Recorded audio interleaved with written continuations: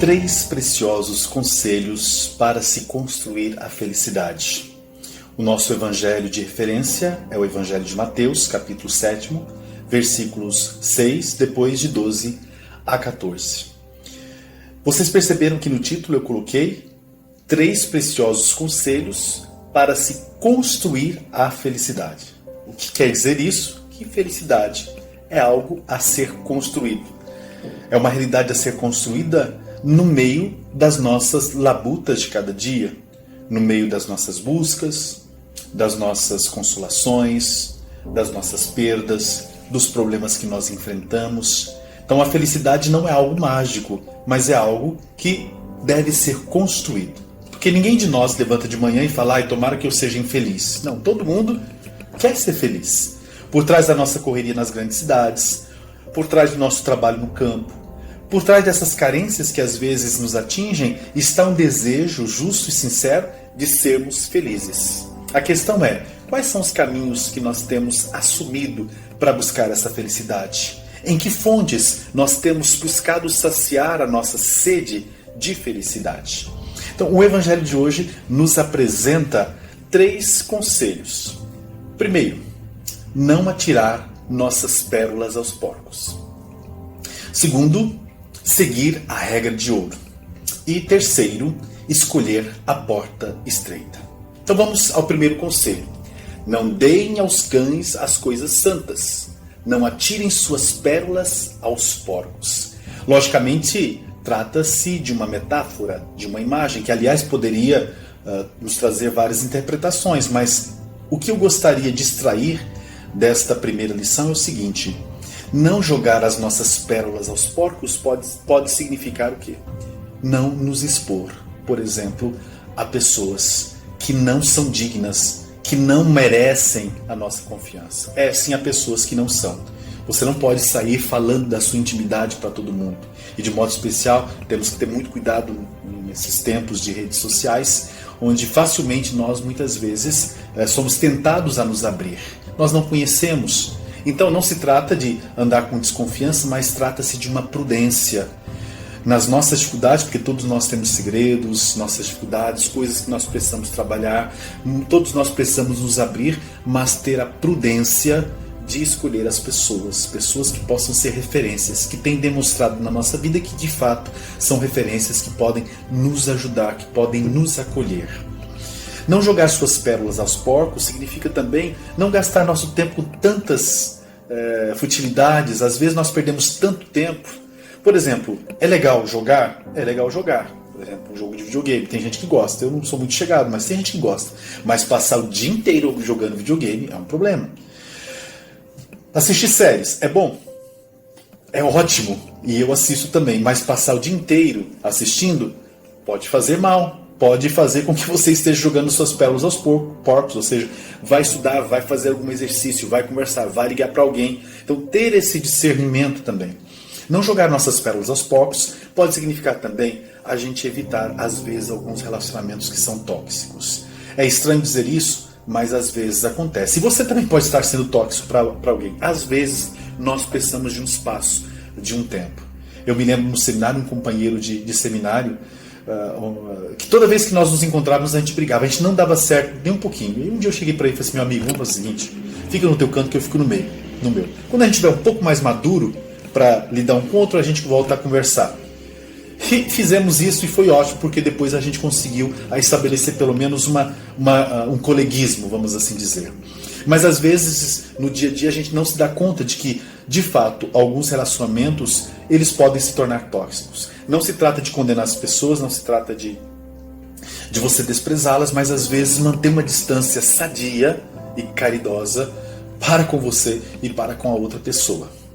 Bom, o segundo conselho que nos é dado por Jesus é seguir a regra de ouro. O que é essa regra de ouro? Que já era conhecida dos antepassados, sábios do passado. Sêneca falava nessa regra de ouro, que é o seguinte: Jesus nos traz essa regra de ouro no sentido positivo. Aquilo que vós quereis que os outros vos façam, façais vós a eles. Geralmente esse provérbio é conhecido no sentido negativo. Aquilo que não quereis que os outros vos façam, não façais a eles. Jesus dá um sentido positivo, e isso é um pouco mais exigente, porque é muito mais exigente fazer algo, né, de bom, aquilo que você gostaria que fizesse com você, você faz aos outros, do que simplesmente evitar de fazer o mal que você não gostaria que fizessem para você. Então Jesus, ele mostra que existe um protagonismo. Então se você quer ser respeitado, respeite. Se você quer ser tolerado, tolere. Se você quer ser amado, ame. Se você quer ser uma pessoa que não sofra injustiça, então não seja injusto com os outros. Se você não quer ser humilhado, não humilhe os outros.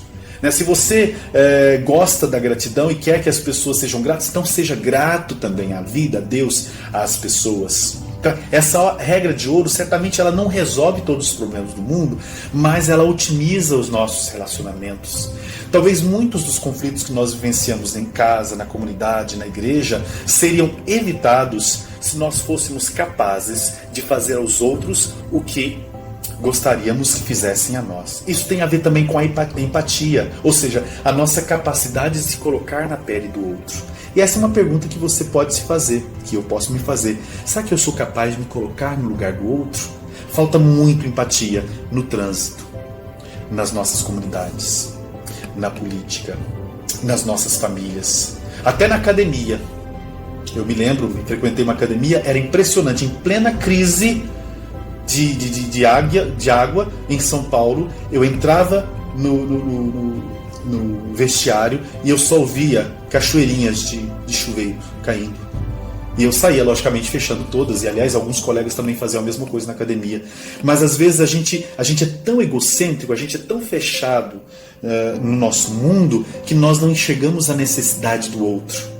Às vezes é quando a água começa a subir, começa a nos afogar, é que a gente às vezes dá conta. A mesma coisa nessa pandemia. O que tem de gente espalhando notícias de que é alarmismo, falar das vítimas, do número de mortos, que estão inventando, o que tem de fake news em torno disso, isso é uma falta de sensibilidade, uma falta de empatia.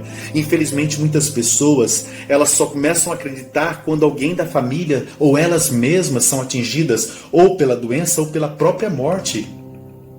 Colocar-se no lugar do outro. Aquilo que eu quero que os outros façam a mim, eu faço a eles. Essa é uma segunda regrinha, uma segunda lição que Jesus nos traz neste Evangelho. A terceira, e não menos importante, é escolher a porta estreita. O que significa isso, gente? Tem uma frase do Padre Zezinho que eu gosto muito, que ele diz o seguinte: felicidade não rima com facilidade. Hoje nós vivemos a ditadura da felicidade. Você tem que ser feliz. Você não pode ficar triste. Você tem que estar sempre sorrindo, mostrar suas melhores fotos nas redes sociais. Proibido de ficar triste ou de ficar sério.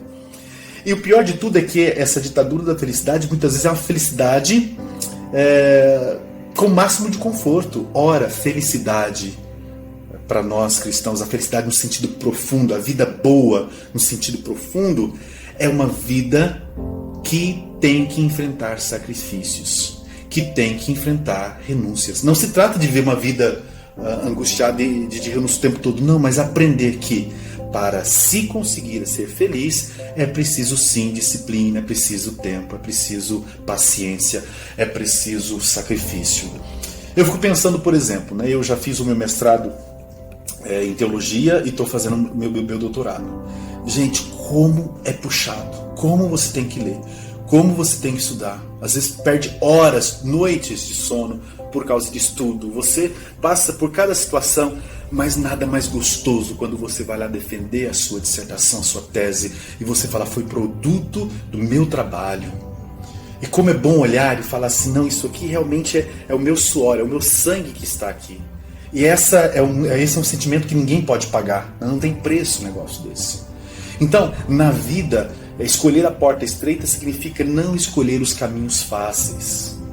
Jovens, não escolham caminhos fáceis. Hoje, eu tenho uma música, né? Hoje o mundo oferece caminhos, mas tomem cuidado.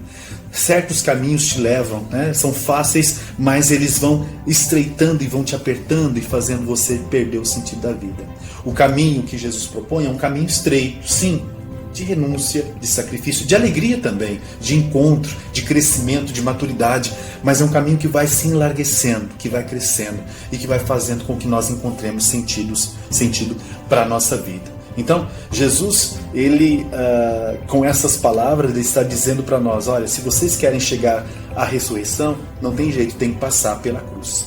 Tem muita gente anunciando aí um evangelho sem cruz. Não dá para chegar na experiência da ressurreição sem passar pela cruz. Como eu digo, ninguém levanta de manhã e fala, tomara que eu sofra muito. Ninguém é chamado a ficar correndo atrás de sofrimento. Mas o sofrimento, ele faz parte da nossa vida. E quando ele bate à porta da nossa casa, precisamos enfrentá-lo. De modo especial nesse contexto de pandemia, somos convidados com a força de Deus, com a força do Espírito, com a força da palavra, com esses dons que Deus nos deu, nós somos chamados a enfrentar, a encarar, não fugir, não escolher atalhos, não escolher a porta larga, mas escolher a porta estreita. Deus abençoe você e que você siga esses 3 conselhos. Não jogar suas pérolas aos porcos, seguir a regra de ouro, né, e escolher a porta estreita. Um abraço.